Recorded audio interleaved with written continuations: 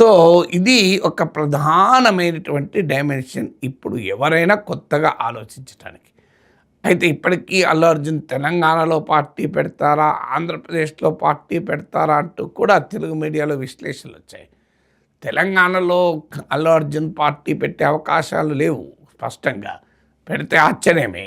ఆయన father in law Telangana అల్లుడు గనక చర్చ నడవచ్చు.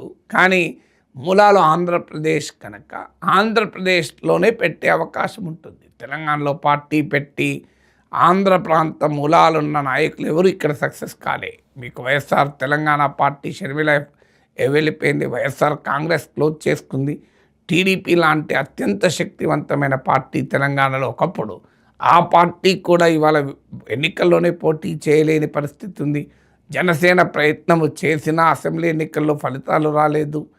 సో ఈ అనుభవాలన్నీ చూశాక అల్లు అర్జున్ చంద్రబాబు నాయుడుకు, జగన్మోహన్ రెడ్డికి, పవన్ కళ్యాణ్కు, వైఎస్ షర్మిలకు, ఈవెన్ చిరంజీవికి కూడా ప్రజారాజ్యం పెట్టినప్పుడు ఉమ్మడి రాష్ట్రంలో కూడా ఆంధ్రప్రదేశ్లోనే ప్రస్తుత ఆంధ్రప్రదేశ్లోనే సీట్లు వచ్చాయి తప్ప నాకు గుర్తున్నంతవరకు తెలంగాణలో పెద్దగా రాలి ఒకటే వచ్చినట్టుంది, సబ్జెక్ట్ కరెక్షన్.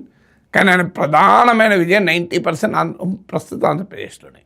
సో వీళ్ళందరికీ సాధ్యం కాంది తనకు సాధ్యమవుతుందని అల్లు అర్జున్ వచ్చి తెలంగాణలో పార్టీ పెడతారా అంటే నా నమ్మకం పెట్టరు. ఇక ఆయనకు వేరే వాళ్ళు ఎవరైనా అడ్వైస్ ఇస్తే నేనేం చేయలేను కనుక.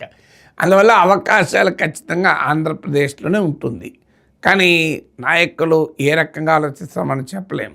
షర్మిల పార్టీ పెట్టినప్పుడు నేను స్పష్టంగా చెప్పాను ఏ ప్రభావము ఉండదు అని. కానీ షర్మిల అలా అనుకోలేదు కనుకనే పాదయాత్ర చేశారు కదా కష్టపడి. సో అందువల్ల రాజకీయాల్లో ఎంటర్ అయ్యేవాళ్ళు, సినిమా హీరోలు, పొలిటికల్ లీడర్స్, వాళ్ళ గురించి వాళ్ళకి అంచనాలు చాలా ఎక్కువ ఉంటాయి. మనకు బయట ఉండి మనకు అర్థమైతే కానీ వాళ్ళకి అంత ఈజీగా అర్థం కాదు. చుట్టూ ఉన్న వారు కూడా అర్థం కానివ్వరు. ఇక వాళ్ళ అభిమానులు అయితే అర్థం చేసుకునే ప్రసక్తే లేదు.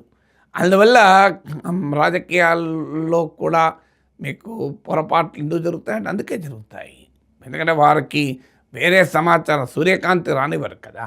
సూర్యకాంతి వస్తే నీకు డిస్ఇన్ఫెక్టెంట్గా పనిచేస్తుంది. సూర్యకాంతిని క్లోజ్ చేసుకొని పొలిటికల్ సర్కిల్స్ ఉంటాయి. సో అందువల్ల తెలంగాణ కన్నా ఆంధ్రప్రదేశ్లో అవకాశం. ఆంధ్రప్రదేశ్లో క్రౌడెడ్ పొలిటికల్ స్పేస్ ఉంది కదా అనే క్వశ్చన్ వస్తుంది. అక్కడే విజయ్ స్ఫూర్తి ఏమైనా పనిచేసిందా? ఒకవేళ అల్లు అర్జున్ పార్టీ పెడతారు అనే వార్త నిజమైతే, సో అది మళ్ళీ నేను చెప్పే నిజమైతే అని. సో అందువల్ల ఫస్ట్ డైమెన్షన్ ఫిలిం క్యారీర్లో పీక్లో ఉండగా పార్టీ ఎందుకు పెడతారు అన్నది వెరీ వ్యాలిడ్ క్వశ్చన్. కానీ క్రౌడెడ్ పొలిటికల్ స్పేస్ ఉండగా పార్టీ ఎందుకు పెడతారనేది విజయ్ అనుభవం తర్వాత it is not a valid question. అది రెండింటి మధ్య ఉన్నటువంటి తేడా. ఇక మరి ఆంధ్రప్రదేశ్ రాజకీయాల్లో మీకు ఉండేటువంటి ఫ్యామిలీ, సినిమా, పాలిటిక్స్, ఈ రిలేషన్షిప్స్ కూడా ఉన్నాయి. ఆల్రెడీ మెగా ఫ్యామిలీ నుంచి పవన్ కళ్యాణ్ పార్టీ ఉండడమే కాకుండా డిప్యూటీ చీఫ్ మినిస్టర్గా ఉన్నాడు.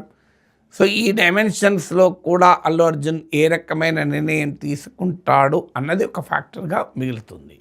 సో అందువల్ల అల్లు అర్జున్ ఒకవేళ పార్టీ పెడితే తమకు లాభం అనుకునే రాజకీయ శక్తులు సహజంగానే ఇలాంటి వార్తలలో ప్లెజర్ పొందుతారు.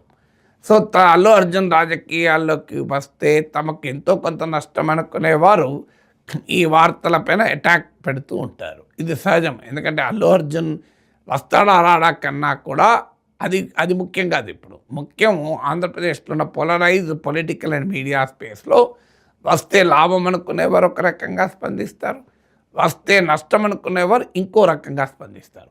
అంటే వారి లాభ నష్టాల పర్సెప్షన్ బట్టి స్పందిస్తారు తప్ప ఫ్యాక్ట్స్తో సంబంధమే లేదు అల్లు అర్జున్ పెడతారా లేదా అని. ఇక పార్టీ అంటూ పెడితే ఎవరైనా వెళ్ళి కలవాల్సింది ప్రశాంత్ కిషోరే కదా. ఇప్పుడు వైఎస్ జగన్ ప్రశాంత్ కిషోర్ సేవలు వినియోగించుకున్నారు. అప్పుడు టీడీపీ తీవ్రంగా ప్రశాంత్ కిషోర్ని అటాక్ చేసింది. అతను దుర్మార్గుడు, సర్వ అవలక్షణాపరుడు, సమాజాన్ని నాశనం చేస్తుంటాడు, కులాల మధ్య చిచ్చు పెడుతుంటాడు అని రాజకీయాల్లో ఉండి సర్వ అవలక్షణాలకు మూర్తీభవించిన రూపంగా ప్రశాంత్ కిషోర్ తిట్టారు. సడన్గా కట్ చేస్తే గన్నవరం విమానాశ్రయంలో ప్రశాంత్ కిషోర్తో లోకేష్ కనిపించారు. సో చంద్రబాబు నాయుడుతో ప్రశాంత్ కిషోర్ సమావేశమయ్యారు. సో, అందువల్ల మీకు ఇప్పటికీ ఆ రోజు తెలుగుదేశం అనుకూల మీడియా ప్రశాంత్ కిషోర్‌ని తిట్టిన తిట్లు భయంకరంగా తిట్టిన వారు, ఇప్పుడు గన్నవరం విమానాశ్రయంలో ప్రత్యక్షమైన ఫోటో చూసి వాళ్ళొక్కసారి కంగు తిన్నారు. ఇప్పుడు అందుకే ప్రశాంత్ కిషోర్‌ని ఏమనాలో అర్థం కాని పరిస్థితిలో ఉన్నారు. సో, అందువల్ల మీకు ప్రశాంత్ కిషోర్‌ను ఎవరు ఎప్పుడు అటాక్ చేసినా, ఎవరు ఎప్పుడు ఎంబ్రేస్ చేసుకున్నా, ప్రశాంత్ కిషోర్ కొత్తగా పార్టీ పెట్టాలనుకున్న వాళ్ళు ప్రశాంత్ కిషోర్ దగ్గరికే వెళ్తారు. ఎందుకంటే ఆయన మోస్ట్ ప్రామినెంట్ పొలిటికల్ కన్సల్టెంట్ కనుక. మరి ఆయన ప్రశాంత్ కిషోర్‌ని కలిశారా లేదా ఈవెన్ 2024లో కూడా ఒకసారి కలిశారు అని కూడా వార్తలొచ్చాయి. సో, ఈ పరిణామాలన్నిటిని పరిశీలిస్తే నాకు అర్థమయ్యేది ఏంటంటే, బహుశా పార్టీ పెట్టాలన్న నిర్ణయం ఏదో జరిగిపోయి, డేట్లు ముహూర్తాలేవో నిర్ణయించబడి, ఇక అల్లు అర్జున్ భారీ బహిరంగ సభ పెట్టడమే ఆలస్యము అనే రీతిలో వచ్చే స్పెక్యులేషన్‌తో నేను అంగీకరించను.